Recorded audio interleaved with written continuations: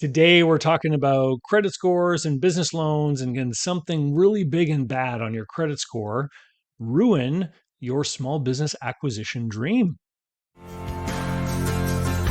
I'm David C. Barnett, and you're tuned in to Small Business and Deal Making, the podcast, YouTube channel, and blog where I talk about buying, selling, financing, and managing small and medium sized businesses while controlling risk. So, if you're looking to take control of your future through buying a business one day, or if you already own a business and you're looking to grow or exit, you've come to the right place. I talk about interesting things, I talk to interesting people, and I answer your questions every week right here. So be sure to hit like and be sure to hit subscribe, and let's get to it. Are you thinking of growing your business or beginning a journey into entrepreneurship? Take a shortcut to success by buying an existing and profitable business the right way. Visit businessbuyeradvantage.com and learn more about my online training, group coaching, and consulting services designed to help you win.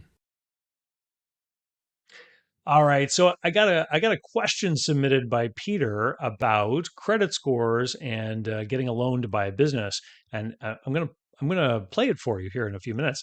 But first of all, I just want to address credit scores because there is a perception out there that your credit score is important, and in some ways, your credit score is kind of like a stand-in for your reputation in modern society, right? Does this person pay their bills? Do they honor their debts, etc.? And for the way it works is you've got a credit report and all the different places where you borrowed money report there, and then the credit agency or credit bureau looks at the data, and they have a special algorithm that they keep secret, and they generate a number. And it ranges depending on where you are in the world. You'll get a score, right? And so your score might be 700 or 750 or 580 or whatever. And sometimes I'll get questions from people who will say, "Hey, David, I've got a credit score of this. Is that going to allow me to borrow money to buy a business?" And we may have this idea that the score is like a hurdle, and if it's good enough, we get in. If it's not, then we don't. That's really not the way it works with business lending. So the way that business bankers look at this is they just assume that if you're going to get a business loan, that your credit is pretty much perfect. Why? Because they assume that the way you treat money in your personal life is going to be the way that you treat money in your business. And so if they look at a credit file and they see all kinds of delinquent payments, and you're always late paying your bills and all kind of stuff, they're going to make the assumption that you're very poor at being organized and managing your money and making sure that you meet your obligations. Now, a person that behaves like that is probably going to end up with a low score because the algorithm is going to see those same activities and make the same kind of judgment about the person. But every once in a while, you could have something kind of out of left field that happens that really causes your score to go awry. And we're going to hear about that in a moment. But let's think about the banker. Okay. So this is a person that works at a bank, and they might have different titles. It might be, small business advisor, or it could be commercial loan officer, whatever it is. And we have this idea that this person is in the role of judging whether or not we should get money. And that could have been true a long time ago, decades ago, but it's not true today. So a banker is just a salesperson, and their job is to sell money. Their job is to create assets for the bank. What is an asset for the bank? It's a loan that they get to earn interest on, right? So the banker that you meet is trying to figure out if your deal is going to be worthy of, being passed, getting accepted by the underwriting department, and they're going to create a loan. And that person likely has targets associated with certain kinds of performance, either getting so many millions of dollars out the door or getting a certain number of loans created, et cetera, right? And so that person wants to make loans. And when you meet that person and you show them your deal, and they say, "I don't think we're going to be able to help you with this," what they're really saying is, um, "It's not worth my time to try to fight for this file through underwriting because I can see that it's not a very good deal, or it doesn't make sense, or that you can't really demonstrate your ability to service the debt, or what have you." Right. And so what we need a banker who is going to look at the file and see that it's a good deal, that we're capable operators, that all of the necessary components are there for it to be a successful acquisition and operation, and so that the bank will be fortunate and will profit from their participation in our deal. Okay, so with that in mind, let's listen to Peter. Okay. Hi, David. My name is Peter. My question is that how important is buyer's personal credit score when it comes to buying a small Main Street business?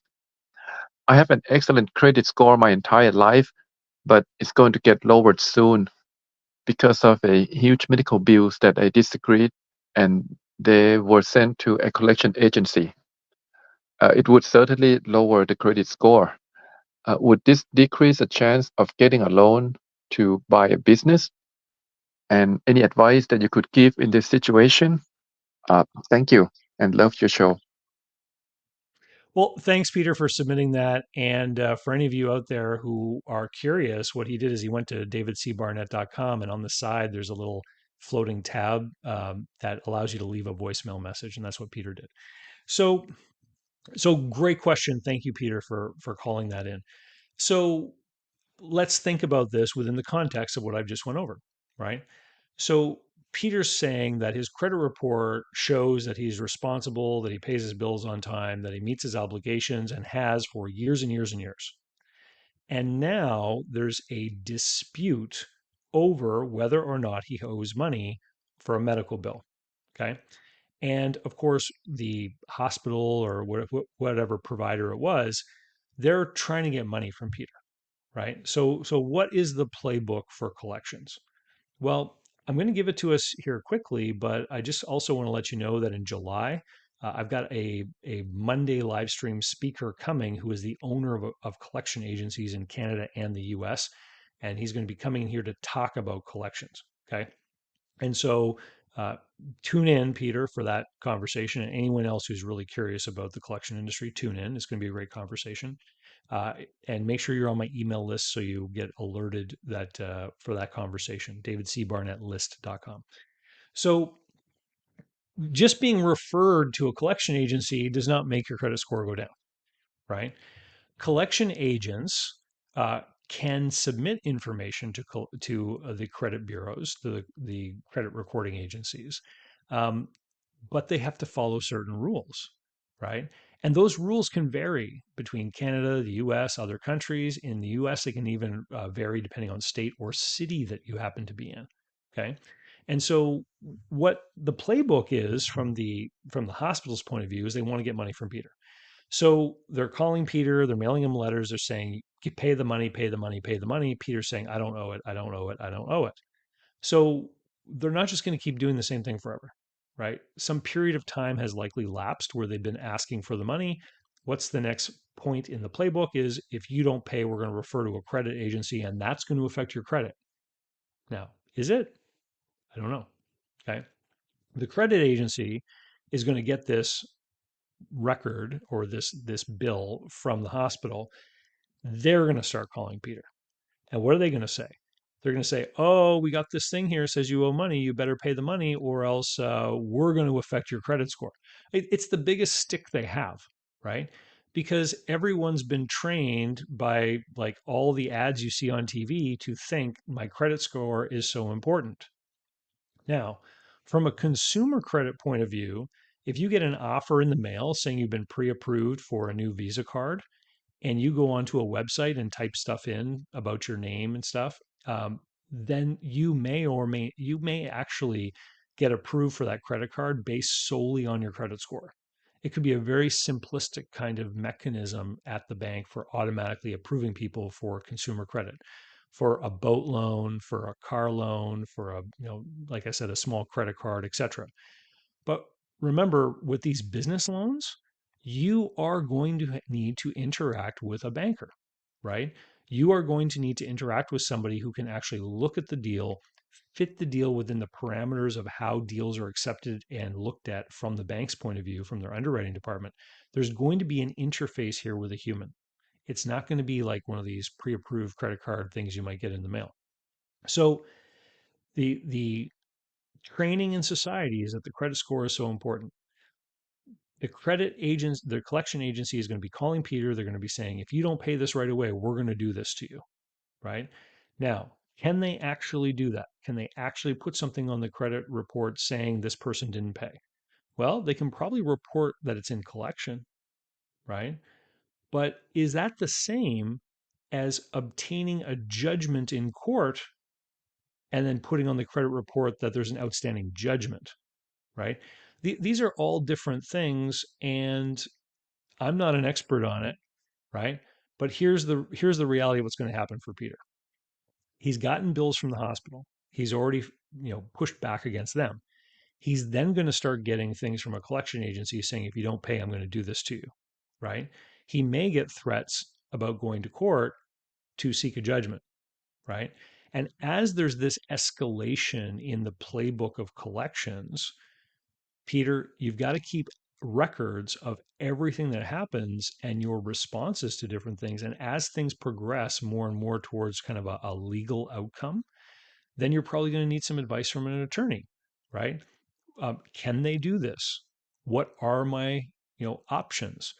How can I push back? They're sending me a letter threatening court. Do I send them back a letter threatening that if they take me to court, I'm going to sue them for putting something incorrect on my credit bureau, right? That you are not in a hopeless, powerless situation, is what I'm trying to get at, Peter. Like if you legitimately don't owe the money, then you keep pushing back and you have to keep all of the records of this activity related to everything to do with this thing, which may or may not appear on your credit report. Now, let's get back to the business loan. So you find a good deal on a small business and you want to borrow money for it.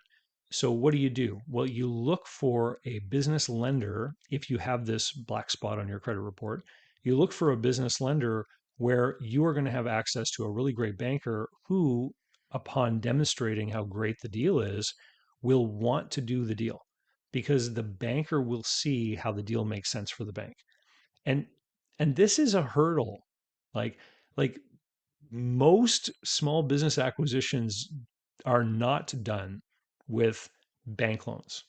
Most small business acquisitions are done with credit facilities that are personal, that a buyer just uses to do the deal, right? I mean, we hear all the time about someone borrowing money at a bank to get their deal done, but that's actually the minority. Most of the time, small businesses are acquired without business banking.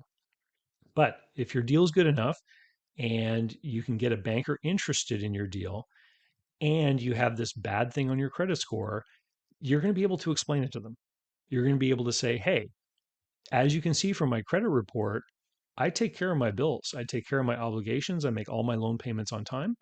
There is this one thing which I don't owe that the collection agency claims I do. And here's all the documentation showing, why I disagree with the charge, how I'm pushing back. I've got it all organized, et cetera, that you can look at. And the banker can take a look at it and say, oh, okay, well, they're going to take that into consideration. You want to give them the ammunition they need so that when they go to their underwriting department and the underwriting department says, well, why does this person have a low credit score? They can say, well, there's a dispute about this hospital charge, right? Now, will they take into account the fact that this thing is being disputed? Well, if it gets to the point where a judgment is obtained and a court says you owe the money and you got to pay it, then they're going to say, well, how does this judgment and this debt affect the future prospects of Peter? Is he going to be able to pay this outstanding amount and still run the business successfully, right? They're going to consider that.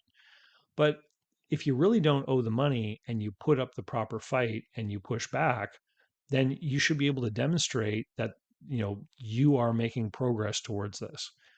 Eventually, there's going to be some kind of resolution with the debt, right? The worst thing that you can do is try to ignore it. Do not ignore it. You have to respond to everything. You have to take note of everything. You have to record everything. You have to keep everything in a file. You have to make sure that you understand everything that's going on with this debt, with their collection efforts, and you have to keep records. And you have to keep records of your responses to this because not only is this going to be important if you have to go to court, for example, to dispute the charge, But you may also have to present all of this stuff to a lender to demonstrate why they should not take that into account. And they are certainly able to override whatever automated scoring system they have operating for their business loans. Like usually with these banks, it's they want over a certain score in their business loan department. If it's under a certain score, that doesn't mean automatically it's denied. It just means that a human has to intervene. And so, where are you likely going to find these humans that are going to be more open to listening to your story and be willing to intervene? It's probably going to be in the less bureaucratic lenders. So, I'm talking about smaller banks or banks that are more highly specialized in SBA loans, for example, if you're in the States, or um, community banks, like a small bank that might have a dozen branches, where the person you talk to probably has a face to face real relationship with the people on the committee or the underwriting department that decide whether a loan gets made, or an organization like a credit union, right? These kinds of smaller organizations are going to be easier for your internal champion, which is going to be the banker, the small business advisor or loan officer, that you have demonstrated your value to and the deal's value to. They're in turn going to have a greater ability to go and explain to their underwriters and other people why they should say yes, versus a big national bank, right? Where the person you're dealing with may be cut off by several degrees of separation from the people that are actually making decisions. So you're going to have to maybe take into account the type of lender, who they are, and the degree of influence you can have on the person you talk to, and in turn, the degree of influence that person can have on the internal processes. Anyway, I hope that helps.